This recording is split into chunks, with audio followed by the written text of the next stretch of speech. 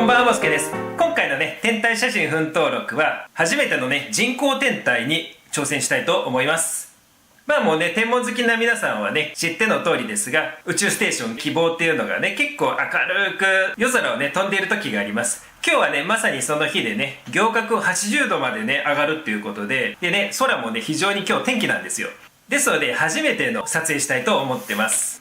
で、機材もね、帰ってきました。これね、スコープテックのゼロという携帯なんですけれど、無償のね、パーツ交換を終えて帰ってきたので、まずはこれを開けましょう。どんな風になって帰ってきているのかがね、ちょっと楽しみですね。まあちょっとね、詳しいことはね、言えませんがね、ちょっとね、感動で涙が出そうですね。ということで、ちょっと製品の方を開けていきたいと思います。初期ロットはね、ここは黒だったんですけれど、今ね、白に変わっていますということです。前の動画見ていないからわけわからないっていう人はね、こっちの動画もご覧ください。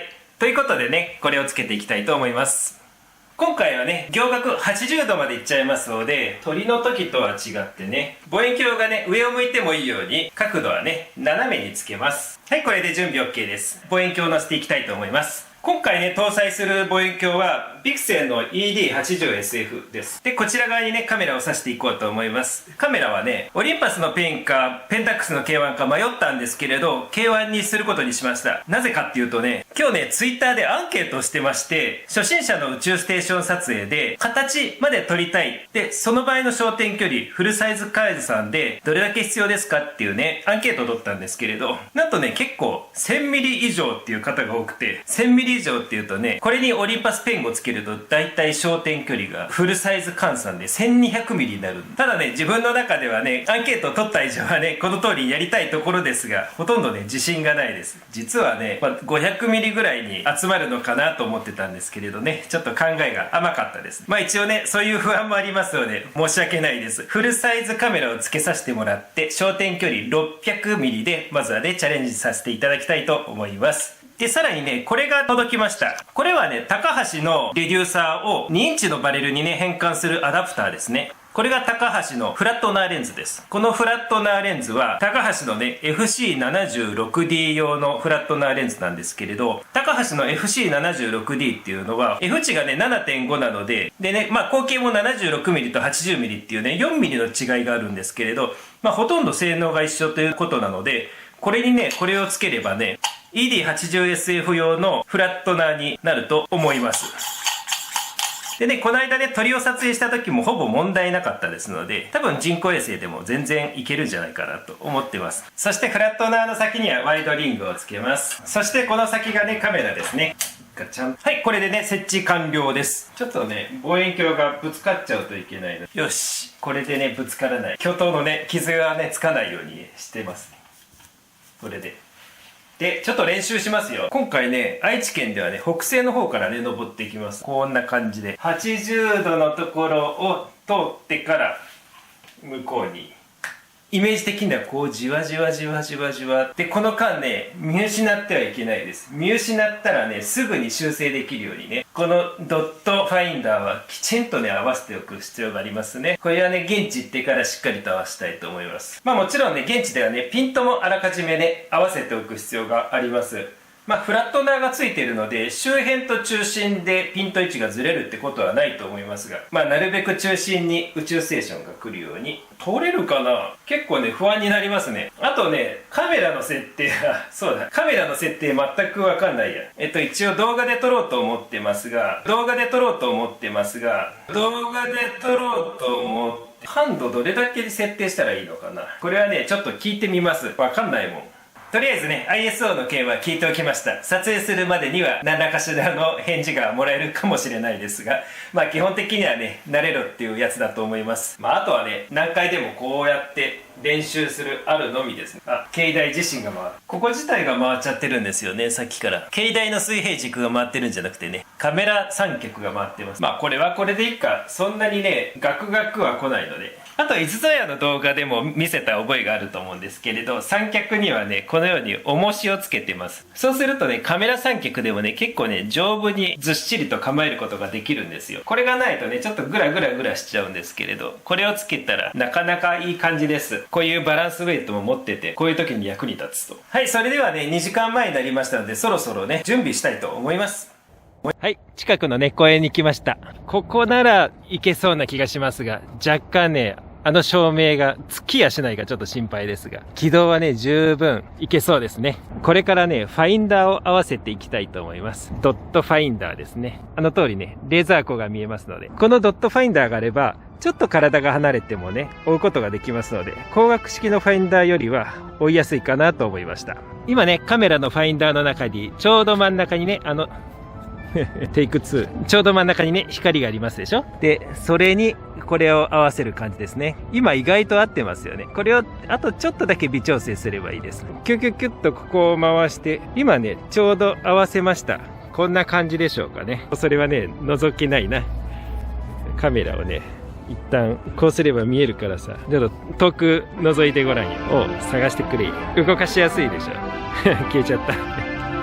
これからな、ISS を撮るな。ISS ってわかる？何か。わかんないだろ？国際宇宙ステーションだ。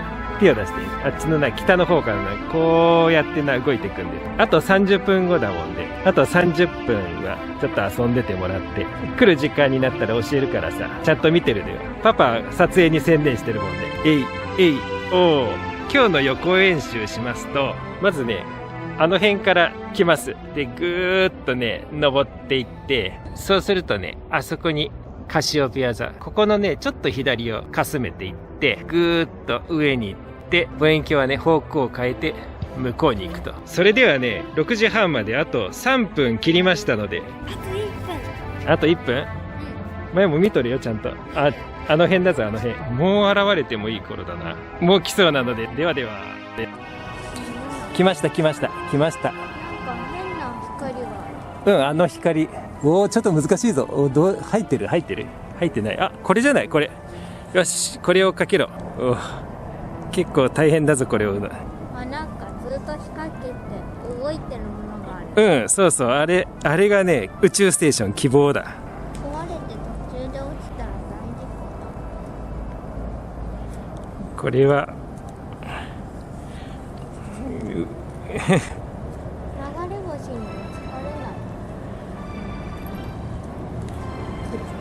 れない。速くなってきたぞ、なんかスピードが。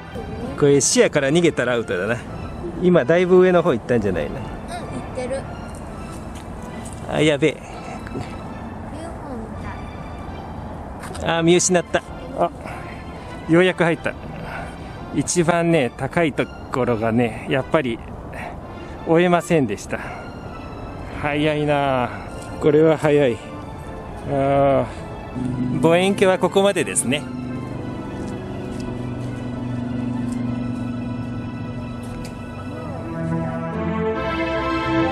もうね、望遠鏡の視界からは隠れましたがね、まだちょっと移動したらね、見えてました。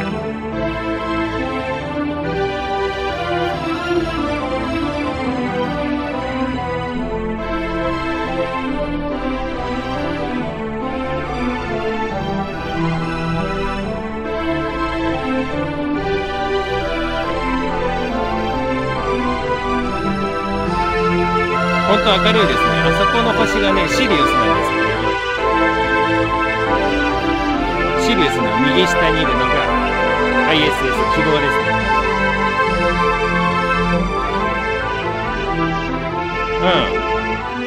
もうそろそろね、見えなくなるよ。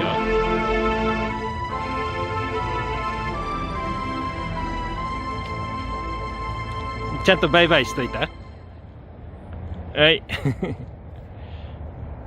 はい、完全に見えなくなったかな。はい、今帰ってきました。やっぱりね、すごい早くてね、難しかったです。動画で撮ってたんですけれどね、やっぱり一コマ一コマ多分線を描くような感じでね、なかなかね、形が捉えられないなというのが正直なところですね。あとはこの一番高く上がったところ、ここのね、調節がね、やっぱりね、すっげえ難しいですね。どんどんスピードが速くなって、この辺になると、って、ここが難しいんです。幸いね、ISS の撮影をね、非常に慣れた方々もいらっしゃるので、またね、そういう方々にね、お願いして、勉強会みたいなことを開いたらいいなと思います。今回はね、ちょっと惨敗だったような気がします。最後にね、露出時間に関してアドバイスがありました。露出はアンダー気味で撮るのがコツです。ということです。あと私がやったアンケート、1000ミリ以上っていうのが多かったんですけれど、実はね、300ミリからね、取れるみたいですので、イメージ的にはね、やっぱ1000ミリ以上ないと難しいんじゃないのって思われてる方がね、実は多いと思うんですが、300ミリでも取れるっていうことはね、結構手持ちの望遠レンズでもいけるんじゃないかなと思います。今回600ミリだったんですけれど、今後ね、そういうところも情報としてね、お届けできればいいかなと思います。それでは今回の余談でした。ご視聴ありがとうございました。